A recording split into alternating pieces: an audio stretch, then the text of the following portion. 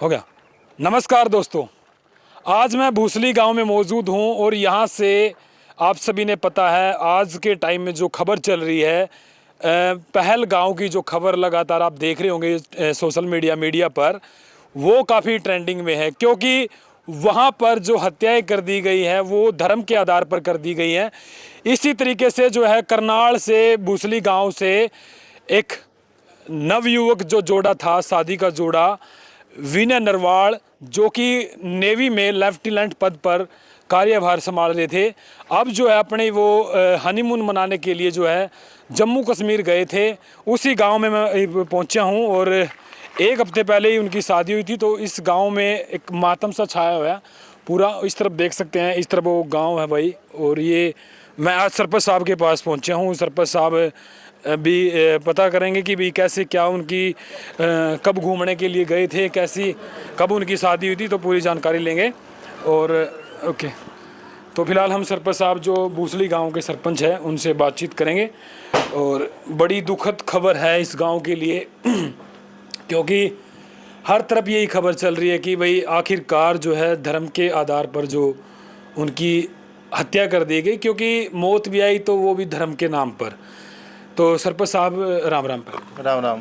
क्या नाम आपके चैनल को। मेरा नाम राजेंद्र सिंह है, ग्राम पंचायत भूसली से।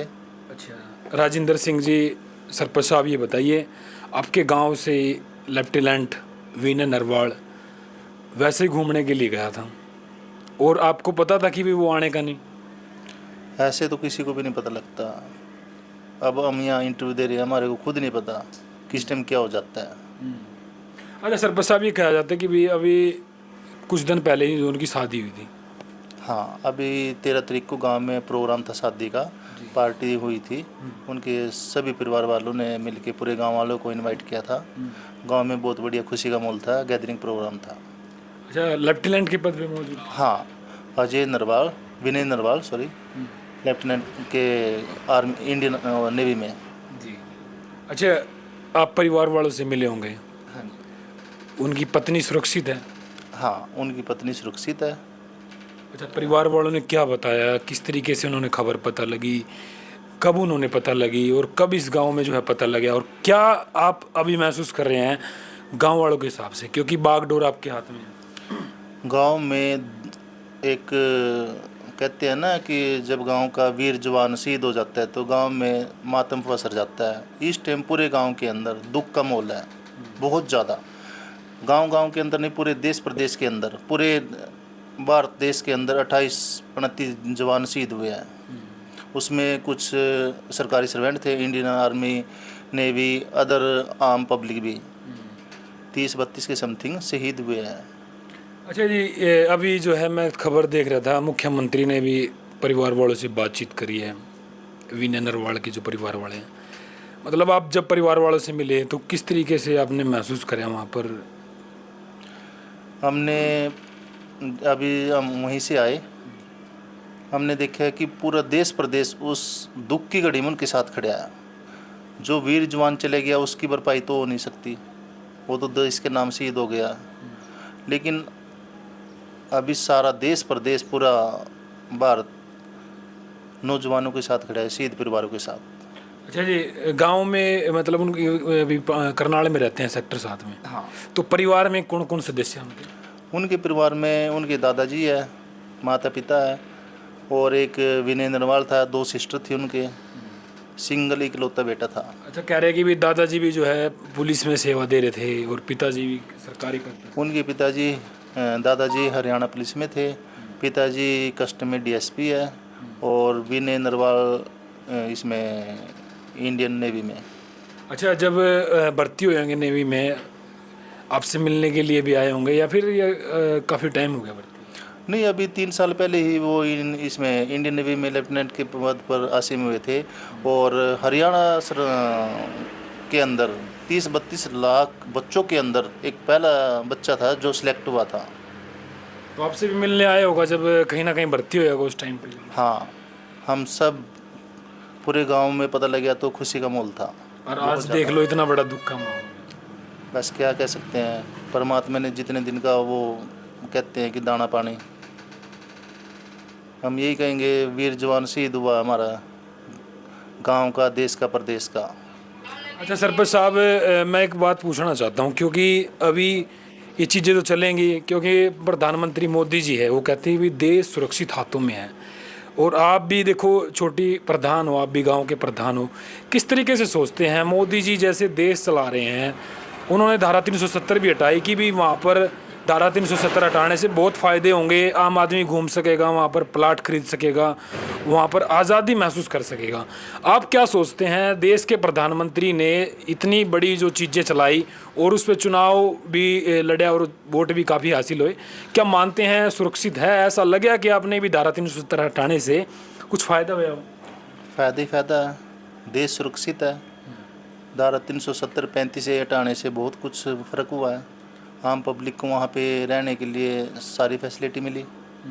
पहले सारा कुछ वहाँ के जम्मू कश्मीर के हाथ में था, सरकार के, लेकिन अब भारत सरकार के हाथ में वहाँ की बागडोर। मान लीजिए प्रधानमंत्री जी अपना ठीक काम कर रहे हैं, वो तो कहीं ना कहीं आतंकवादी हैं जो लेकिन सवाल ये भी तो है ना कि भी आतंकवादी घुसते कैसे हैं, कैसे क्या है? वो इसके बारे में हम कुछ ज़्यादा कह नहीं सकते, ये एक देश की सुरक्षा का आंतरिक मामला है, लेकिन देश सुरक्षित हाथों में है। बीजेपी सरकार, मोदी सरकार बहुत अच्छा काम कर रही है। अच्छा जी। हाँ जी।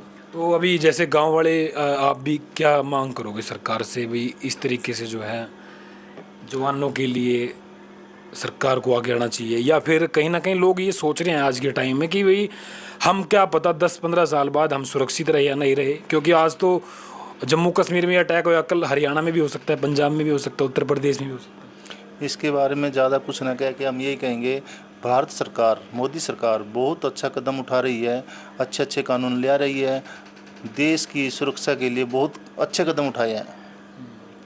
और देश के युवा Indian army, navy army, air force के लिए बहुत अच्छे अच्छे हथियार और उपकरण खरीदे हैं।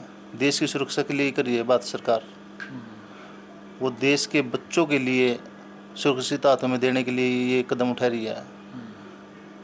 तो भाई आप देख सकते हैं जो उस लड़के ने इतनी मेहनत करी और इतने बड़े पद पर वो पहुंचा, आखिरकार उसको क्या पता था कि भाई हम वहाँ पर घूमने के लिए जा रहे हैं, वही घर पे पहुँचेंगे। लेकिन सबसे बड़ा दुख ये है कि भाई अभी कुछ टाइम पहले जो है उनकी शादी हुई थी और वहाँ पर वो पहुँचे थे। अच्छा सरपंच साहब, एक खबर मिली, ये चल रही है कि भाई अभी जो उसकी पत्नी है उसको तो मतलब कुछ कहा नहीं, लेकिन जितने भी जेंट्स थे सबको मतलब धर्म के आधार पर उनको मार दिया गया। यही सुनने में आया, हमने न्यूज़ पे देखा कि धर्म के आधार पर हिंदू है, मुसलमान है, जो हिंदू है उनको टारगेट किया गया, मुसलमानों को छोड़ दिया गया। ऐसा क्या सोचते हैं, मतलब आप अपने हिसाब से क्या सोचते हैं भाई धर्म के आधार पर मुसलमान कहीं ना कहीं ये कह रहे हैं कि भाई मुसलमान ही होते हैं आतंकवादी, ज़्यादातर कहा जाता है कि जो पाकिस्तानी मुसलमान है वो आतंकवादी कहे जाते हैं, और उन्होंने ऐसा कराया भी ऐसा ही। क्या मानते हैं उन्होंने ऐसा क्यों कराया, भाई जाति धर्म पूछ करके क्यों कराया? हम यही कहेंगे, जो पाकिस्तान के अंदर से आतंकवादी आते हैं वहाँ पे तो ट्रेनिंग सेंटर है आतंकवाद का। भारत सरकार इसको बंद करवाए, सख्त से सख्त कदम उठाए, जिससे कि ये पूरे वर्ल्ड के अंदर आतंकवाद का खेल चल रहा है, इसको बंद कराया जाए। अच्छा जी, आप क्या संदेश देना चाहोगे युवाओं को, क्योंकि आपके गांव से और भी बच्चे तैयारी करते होंगे, अभी तो कहीं ना कहीं डर होगा क्योंकि ड्यूटी पे भी नहीं थे तैनात, और ऐसे ही उनकी कहीं ना कहीं जो है शहीद हो गए, उन्हें अपनी जान गंवानी पड़ी। जो आने वाले जो युवा तैयारी कर रहे हैं आज के टाइम में, आपके गांव में बहुत सारे होंगे, क्योंकि जब गांव से एक लेफ्टिनेंट भर्ती होता है तो कहीं ना कहीं युवा तो सोचते हैं कि चलो मैं भी छोटे मोटे पद पर जाऊँ, और इससे कहीं ना कहीं डिमोटिवेट होंगे। क्या संदेश देना चाहोगे? जो विनय नरवाल था, एक गांव का ब्रांड एम्बेसडर था हमारे हरियाणा का, गांव का ही नहीं कहेंगे हम, भारत सरकार का। पूरे भारत के अंदर, हरियाणा के अंदर 30-32 लाख बच्चों में से एक फर्स्ट रैंक पे आया था। अकेला इकलौता बच्चा हरियाणा में से सिलेक्ट हुआ था इंडियन उसमें नेवी में। और ये हमारे लिए एक प्रेरणा का वो है कि जितने भी युवा बच्चे आर्मी में जाना चाहते हैं, इंडियन नेवी में जाना चाहते हैं, एयरफोर्स में जाना चाहते हैं, एक अच्छी सोच विचारधारा का नाम है विनय नरवाल। बिल्कुल भाई, एक विनय नरवाल एक ब्रांड एम्बेसडर भी थे, और एक इस गांव से अलग ही प्रेरणा जो है कहीं ना कहीं मिलती थी युवाओं को, क्योंकि लेफ्टिनेंट के पद पर जाना बहुत बड़ी बात है, और गांव के सरपंच है और कहीं ना कहीं शौक में डूबे हुए हैं, और पूरा ही गांव या पूरा ही हरियाणा, पूरा ही देश जो है इस सदमे में डूबा हुआ है कि हुआ तो क्या हुआ। क्योंकि इससे पहले जो हमला हुआ था, पुलवामा हमला, उसके बाद से जब दूसरा ये हमला है, कहीं ना कहीं बहुत बड़ा हमला है। और अच्छा जी, आप तो देखो, हम भी सभी आम नागरिक हैं और आप भी एक पद पर है, जिम्मेवारी पद पर है। पाकिस्तान के लिए आपकी क्या सोच है? पाकिस्तान एक ऐसा देश है जो अपनी गलत हरकतों में कभी भी बाज नहीं आएगा। वो हमेशा भारत को नीचे दिखाने के लिए कुछ भी करेगा, लेकिन भारत सरकार हमेशा उसके ऊपर रहती है। जो वो कदम उठाते हैं गलत, हमेशा भारत सरकार उसके गलत इरादों को नस्ते-नाबूद करने के लिए तैयार रहती है। तो भाई मेरा कहना यह है, अब नहीं जागेगी सरकार या फिर लोग अब नहीं जागेंगे तो ऐसी हादसे आने वाले टाइम में होने वाले हैं।